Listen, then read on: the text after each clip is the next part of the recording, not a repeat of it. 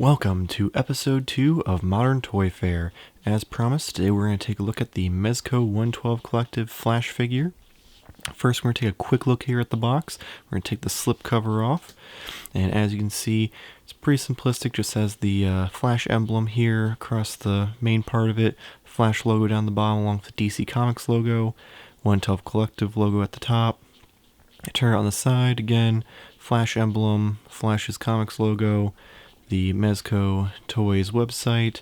Opposite side has the same, except for it has the collective logo again. Bottom has the barcode and some of their information. Top just has the 112 collective logo. And then here on the back, you'll see there are just some various pictures of him posed in different positions. And then when we open up the flap here, we've got some very nice artwork on one side and the display window so that way you can see the figure and all the accessories. So if you are an inbox collector, you still have an option to put it up on your shelf and have it look nice. Well, let's crack him open here and see how he turned out. Doo-doo! Alright, and here we have it. This is the Mezco 112 Flash figure out of box. As you can see, he does have the red cloth for most of his costume with just kind of bits and pieces here that are plastic.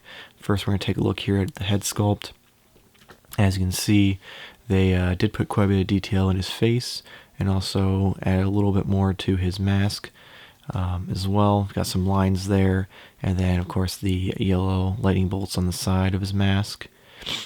Then if you take a look here, they, just like Reverse Flash, have his gloves and forearms are plastic, so that way there's less chance of the edges fraying for his cloth costume.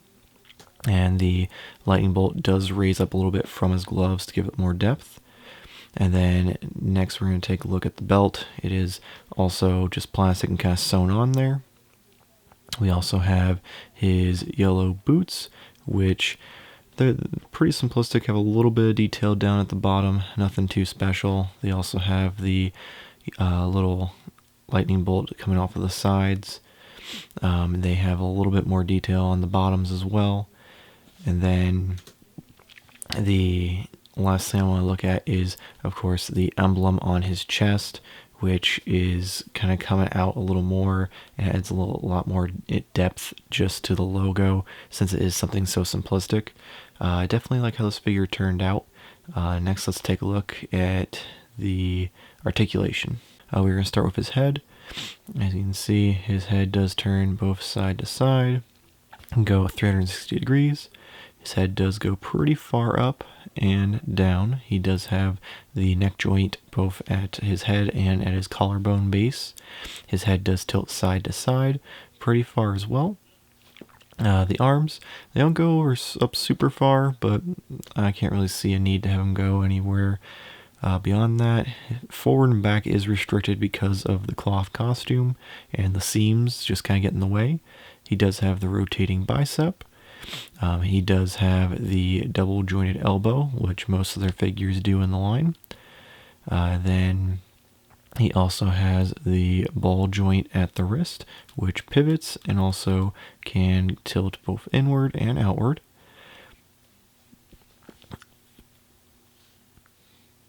And next we're going to take a look. As you can see, he does have a little bit of motion forward, pretty far up. Backwards, not so much. It's not even a situation where it's the costume. It's just they didn't give him a lot for the give on the plastic. He does have the double jointed knees, and then he does have a little bit of pivot down here at his ankle, both forward and back.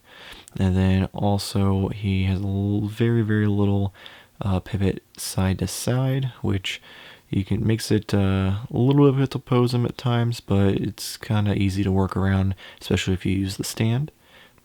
Doo-doo! Okay, now we're going to take a look at some of the accessories this figure came with. Unlike the Reverse Flash figure, he did come with an alternative head. This head is more of a Wally West style mask, where the eyes have the white lenses over them instead of being open. Next we're going to take a look. He does have a couple pairs of hands. He has the flat running hands, so they're kind of straightforward. And he does have a pair of grappling hands, which have kind of just a little bit of curl to his fingers. That way it can be for him like reaching for something or holding on to another character.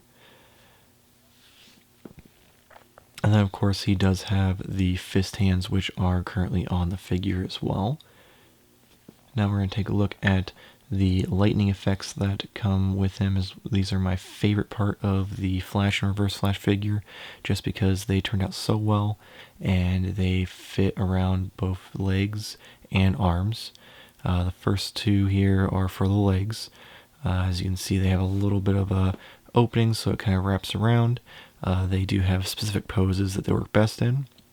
And then for the arms, they have a little bit of mold so you can put them both forward and backwards on his wrists. And they did use different sculpts for each one.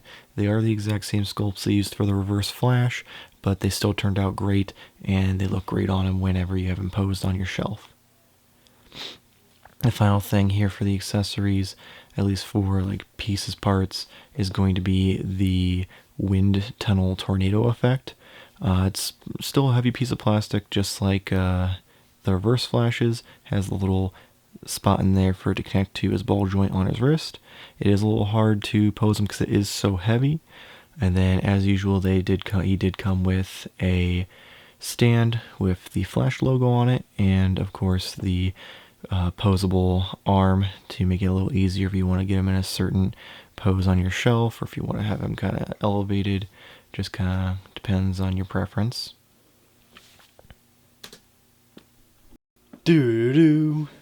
Alright, that's going to wrap it up for episode 2 of Modern Toy Fair. Make sure if you enjoyed this video to give us a thumbs up and subscribe, and definitely check out the rest of our content here on Media Junkie. In the next episode, we will be taking a look at the Mezco 112 Joker. See you next time.